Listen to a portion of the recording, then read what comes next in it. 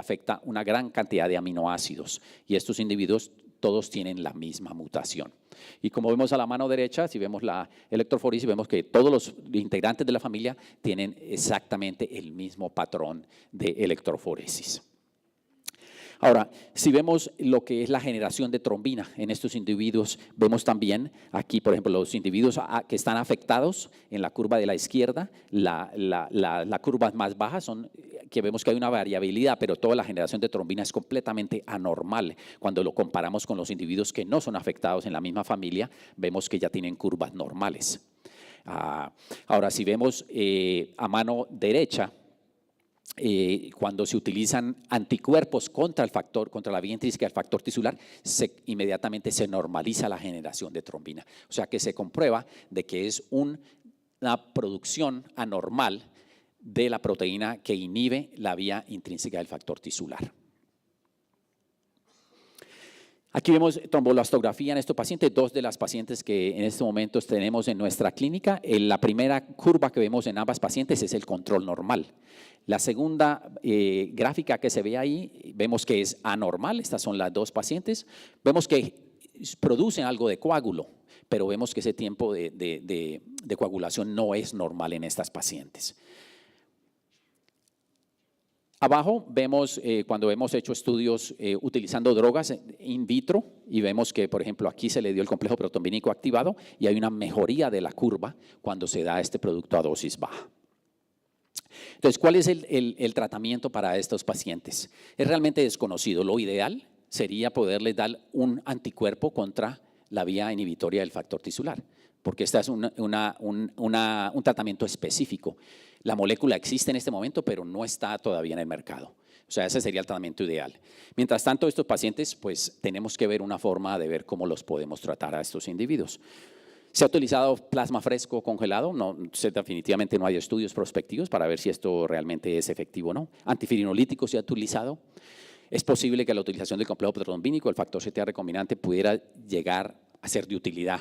Realmente esto pues no lo sabemos nosotros. ¿Qué estoy utilizando yo en este momento y que ha sido lo más exitoso? Porque ya hemos hecho varias cirugías, pacientes han venido con trauma, cesáreas. Yo utilizo una dosis baja de complejo protrombínico activado y funciona muy bien para estos pacientes.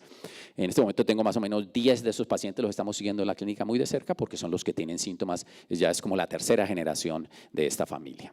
Entonces, es algo para estar atento. Ha habido una nueva, hay un paciente que se ha descrito en Holanda que tiene un factor 5 corto, pero es una mutación diferente, pero se comporta muy similar a este paciente también. O sea que es posible que haya muchos más pacientes con este problema.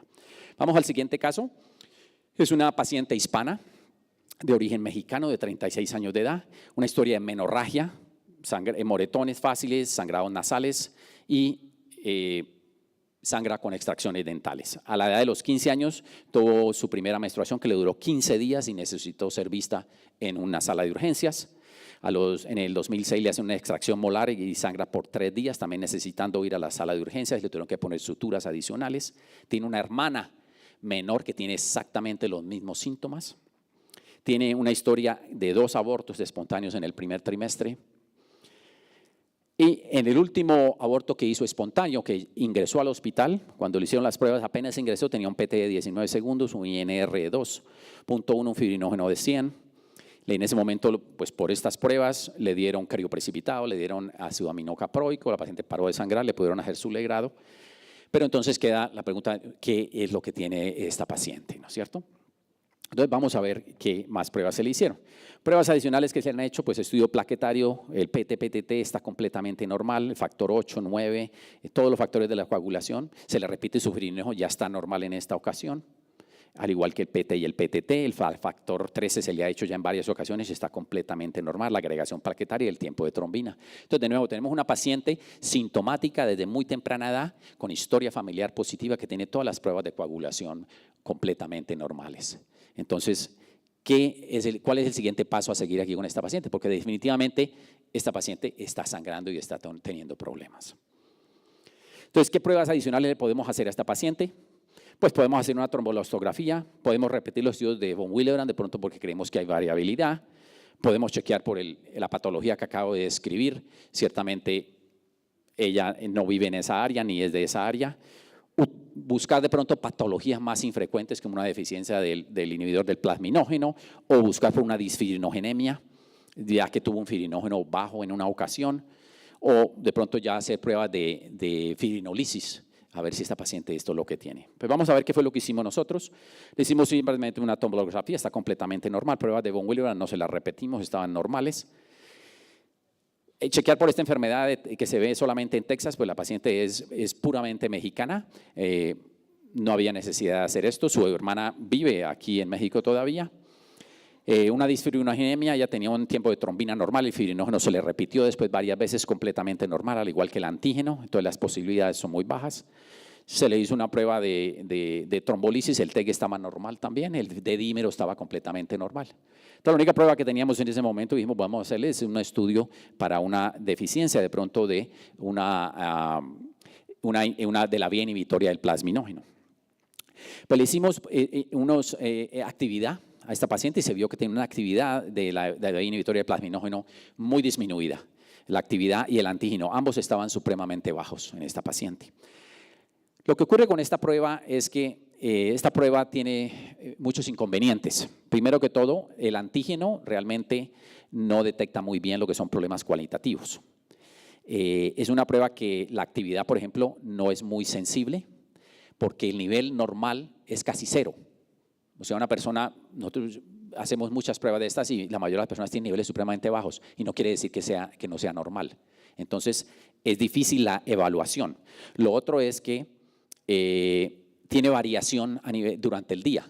Esos niveles generalmente son más altos en la mañana, entonces hay que tomarlos si se quieren hacer, bien sea en la tarde o ver realmente la mejor forma de interpretar los niveles. Entonces, es una prueba que es problemática, pero es una prueba que puede llegar a ser útil. Basado en los historias que ella tenía de sangrado, basado en estos niveles tan bajos, tanto de la actividad como del antígeno, decidimos entonces ya hacer más pruebas porque hay una posibilidad que esta paciente pudiera tener esto u otra patología. Otro pudiera ser que tuviera un problema con la antiplasmina 2, o hacer niveles de vía intrínseca del factor tisular que no son fáciles de hacer, o hacer estudios ya genéticos para una deficiencia del PAI-1, o simplemente ya decir, bueno, vamos a darle plasma cuando ella sangre porque realmente no sabemos qué es lo que tiene. Entonces, ¿qué fue lo que hicimos nosotros? Le hicimos la prueba genética y salió que esta paciente es homocigota para una alteración de la vía intrínseca de la inhibición del plasminógeno. O sea que esta paciente tiene una mutación genética que produce que tenga esta alteración a nivel del PAI-1. Esta deficiencia de PAI-1 es una deficiencia autosómica recesiva. Generalmente heterocigotos no van a tener mucha complicación en estos pacientes. Estos síntomas van a aparecer a cualquier edad de estos individuos. Y los pacientes generalmente tienen sangrado más que todo es traumáticos, definitivamente durante cirugías y las mujeres durante sus partos, pero también está asociado a abortos espontáneos muy frecuentes. La mayoría de las pacientes no pueden tener un embarazo exitoso porque van a estar teniendo abortos tempranos generalmente. ¿Cómo diagnosticamos esto? Pues el problema es que todas las pruebas de coagulación son completamente normales. Entonces es simplemente algo que tenemos que tener en cuenta de que un individuo, por ejemplo, esa paciente que tiene una historia personal muy de tipo hemorrágico y una historia familiar también positiva, con todas estas pruebas negativas, es importante pensar en patologías adicionales raras, pero que existen. Se le puede hacer esta prueba de la lisis del cloro, de la globulina. Esta prueba ya casi no se hace. Para mí es una prueba que no es muy específica, pero si se hace muchas veces puede estar corta, pero tampoco es muy específica. Y lo ideal aquí pues debería ser entonces la prueba genética. Se pueden hacer, como vimos aquí, las pruebas de PAI-1. Si están así de bajas, tanto el antígeno con la actividad, entonces sería importante de pronto hacer la prueba genética en esta paciente. El diagnóstico diferencial va a ser una enfermedad de von Willebrand, definitivamente, pero encontramos pruebas anormales, defectos plaquetarios, también se pueden hacer pruebas que podemos diagnosticar. Es una deficiencia de factor 13, acuérdense que estos pacientes tienen pruebas de coagulación normal, o una deficiencia de una alfa-2 antiplasmina también, porque va a tener pruebas de coagulación normal igualmente. Entonces, ¿cuál es el tratamiento de estos pacientes? El tratamiento de estos pacientes es, la droga de elección son los antifirinolíticos. Estos pacientes responden supremamente bien a la utilización de antifibrinolíticos, bien sea el ácido aminocaproico o el ácido tranexámico. Funciona muy bien. Si es una paciente que se va a llevar a una cirugía, por ejemplo, se puede empezar desde un día antes, dosis bajas, y luego ya se le sube a una dosis completa durante la cirugía y postoperatorio, y responden muy bien estos pacientes. Utilización del plasma teóricamente debería de servir, ¿no? Porque estamos reemplazando algo que está deficiente, pero no estamos muy seguros si solo el plasma va a ser suficiente para que esta paciente evite un sangrado o deje de sangrar.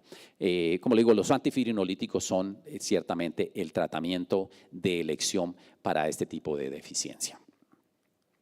Ahora, para terminar, esta paciente pues vino y me dice, ella quiere quedar embarazada, no ha podido tener ningún hijo y quiere tener por lo menos un hijo. Entonces, ¿cuáles son sus riesgos?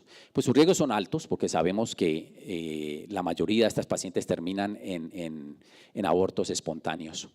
Entonces me senté con ella muy francamente y le dije pues que hay un riesgo, pero hay posibilidades de que quede embarazada, y las posibilidades son utilizando un antifibrinolítico desde el principio del embarazo. El problema que tenemos es que no hay mucha evidencia.